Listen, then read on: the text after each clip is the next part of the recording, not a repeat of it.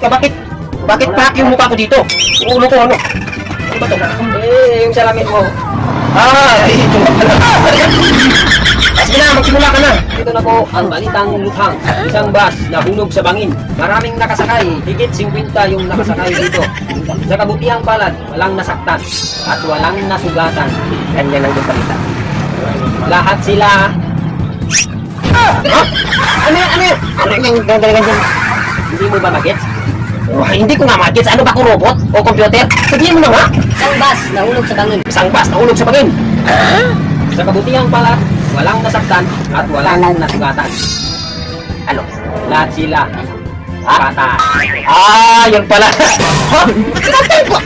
Ano ba yung balita na yun? Bakit patay?